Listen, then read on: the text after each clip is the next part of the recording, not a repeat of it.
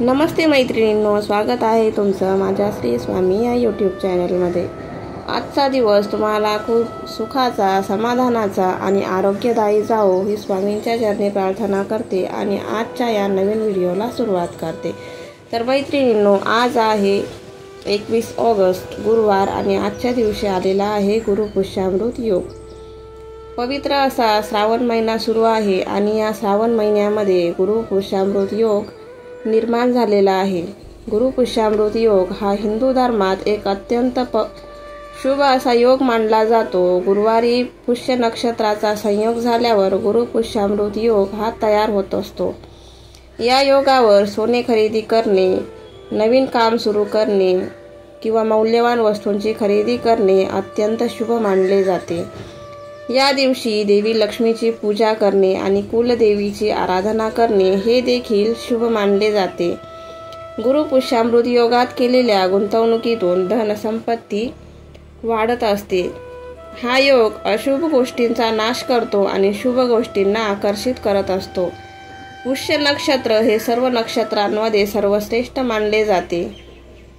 या नक्षत्राला सर्व नक्षत्रांचा राजा म्हटले जाते, म्हणून सर्व देवी देवता या पुष्य नक्षत्राची पूजा करतात। या नक्षत्रात जन्मलेला माणूस हा खूप भाग्यवान असतो असेही म्हणतात। या योगावर जर आपण सोने चांदी खरेदी केले तर ते कधीही मोडण्याची, विकण्याची किंवा गहाण ठेवण्याची वेळ आपल्यावर कधीही येत नाही अशी एक समज आहे। या उलट या दिवशी सोने खरेदी केल्याने त्याची वृद्धी होते अशी धार्मिक मान्यता आहे। या दिवशी सोने जो खरेदी करतो त्याचं आयुष्यही सोन्यासारखं होतं असे म्हणतात। या दिवशी आपण जे काम हाती घेतो तर त्या कामामध्ये आपल्याला यश मिळत असते आणि म्हणून या दिवशी अनेक जण आपली रखडलेली किंवा अडकलेली जी कामे असतात ती पूर्ण करतात आणि ती कामं त्यांची पूर्ण देखील होत असतात।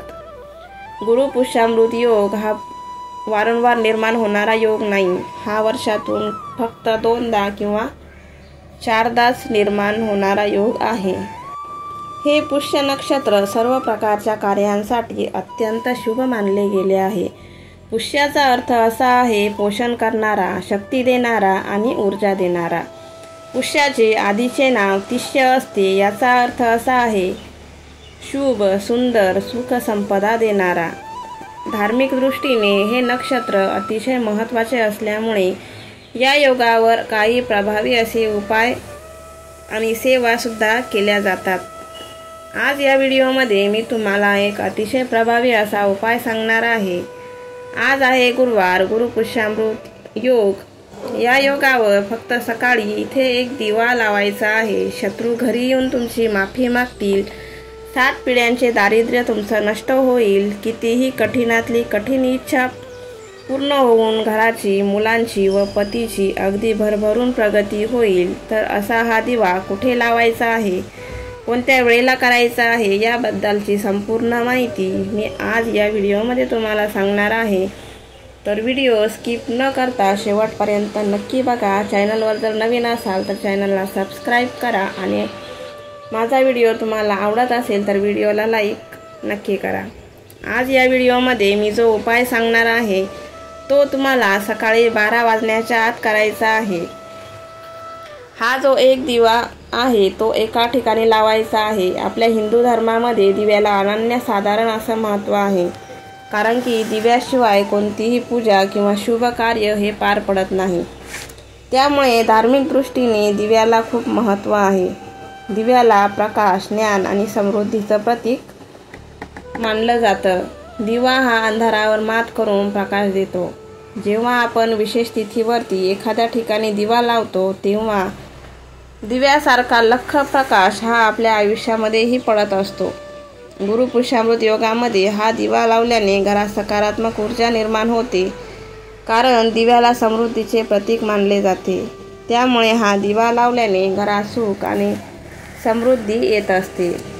दिव्याला दारिद्र्यनाशक असेही म्हटले जाते आणि म्हणून हा दिवा जर आपण लावला तर आपल्या घरातील 7 पिढ्यांचे दारिद्र्य हे देखील नष्ट होते.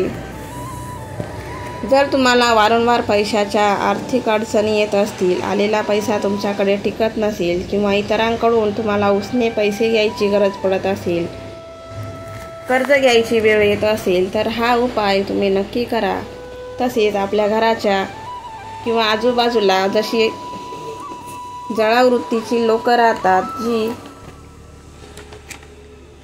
आपल्यासोबत खूप गोड बोलतात, परंतु त्यांच्या मनात आपल्याबद्दल एक वाईट भावना असते. ते नेहमी आपल्याबद्दल वाईट विचार करत असतात आणि अशाच लोकांची आपल्याला नजर लागत असते किंवा याला शत्रुदोष असंही म्हटलं जातं. अशाच लोकांची नजर आपल्या घराला लागत असते. तसेच आपल्या मनामध्ये ज्याही काही इच्छा असतात, ज्या पूर्ण होत नाही किंवा आपली माझ्या जशी मनात इच्छा असते तशी प्रत्येकाच्या मनात इच्छा असते आणि काही इच्छा ज्या असतात आपल्या पूर्ण होत नाही. आपल्या मनातली इच्छा आणि आपल्या घरावरील जे शत्रुदोष असतात किंवा निगेटिव्ह एनर्जी असते, हे दूर करण्यासाठी काही विशिष्ट दिवशी जे विशिष्ट योग येतात, त्या दिवशी काही आपल्याला उपाय करायचे असतात. तसंच आज गुरुपुष्यामृत योगामध्ये आपल्याला हा दिव्याचा उपाय करायचा आहे. बघा, गुरुपुष्यामृत हा गुरुवारी आलेला आहे. गुरुवारच्या दिवशी तुम्हाला सकाळी लवकर उठायचं आहे. आंघोळीच्या पाण्याच्या बादलीमध्ये तुम्हाला थोडंसं गंगाजल आणि चिमूटभर हळद टाकून त्या पाण्याने स्नान तुम्हाला करायचं आहे. स्नानाने पवित्र झाल्यानंतर तुम्हाला आपली रोजची देवपूजा जी असते ती आटपून घ्यायची आहे. रोजची देवपूजा तुळशीला पाणी घालून तुळशीमध्ये तुपाचा दिवा लावायचा, देवघरात पण तुपाचा दिवा लावायचा आणि रोजची आपली कामं आटोपल्यानंतर तुम्हाला एक मातीची पंती घ्यायची आहे. पंतीमध्ये दुहेरी वात लावायची आहे. दुहेरी म्हणजे 2 वात जोडून 1 वात बनवायची आणि त्यामध्ये तूप घालायचं आहे. एका प्लेटमध्ये थोडेसे तांदूळ घ्यायचे आणि त्याच्यामध्ये हा दिवा ठेवायचा. त्याच्यानंतर एक कलश घ्यायचा आहे तांब्याचा.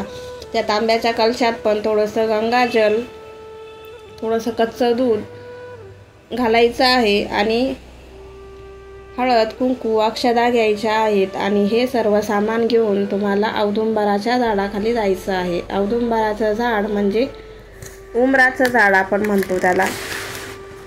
बघा, गुरुवार हा ग्रह गुरूंशी संबंधित आहे आणि या वृक्षामध्ये साक्षात आपले गुरु वास करतात आणि हे औदुंबराचं वृक्ष शुक्र ग्रहाशी संबंधित मानलं जातं. शुक्र ग्रह हा धनाशी संबंधित असतो. ज्या व्यक्तीच्या कुंडलीतला शुक्र ग्रह हा मजबूत असतो, त्या व्यक्तीला फार कमी कष्टामध्ये आणि कमी वेळेमध्ये भरपूर यश प्राप्त होत असतं आणि ज्या व्यक्तीच्या कुंडलीमध्ये शुक्र ग्रह हा कमकुवत असतो, त्या व्यक्तीला खूप कष्ट आणि मेहनत करावी लागते आणि तो जितके कष्ट आणि मेहनत करतो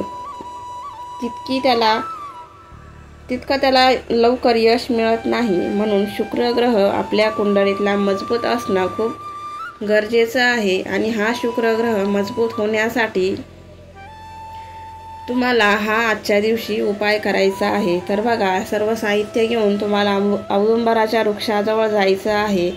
तिथे तुम्हाला दिवा प्रज्वलित करायचा आहे. त्यानंतर तुम्ही जो पाणी नेलेलं आहे कलशामध्ये, ते पाणी तुम्हाला त्या झाडाला घालायचं आहे. त्याची हळदी, कुंकू, अक्षदा वाहून पूजा करायची आहे. नंतर 11 प्रदक्षिणा घालायच्या आहेत.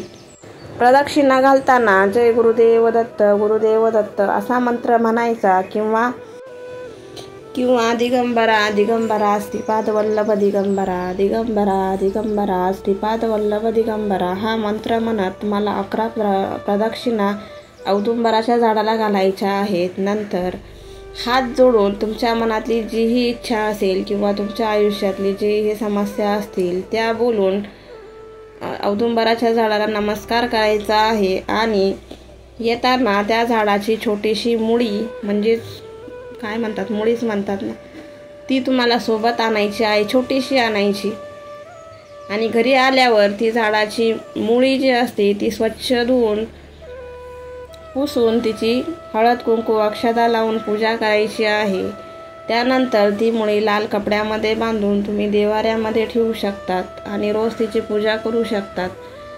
ही मुळी तुम्ही कायमस्वरूपी ठेवू शकतात किंवा मग 2-3 दिवसांनी काढून तुम्ही पाण्यामध्ये प्रवाहित करा किंवा कायमची तुम्हाला ठेवू वाटले तर कायमस्वरूपी तुम्ही ठेवू शकतात।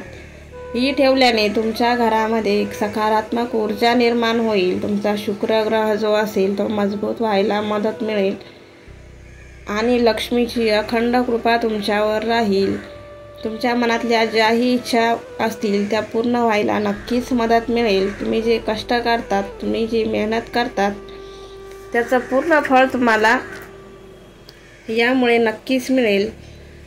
तर आजचा व्हिडिओ तुम्हाला आवडला असेल तर व्हिडिओला लाईक आणि चॅनलला सबस्क्राईब नक्की करा। धन्यवाद।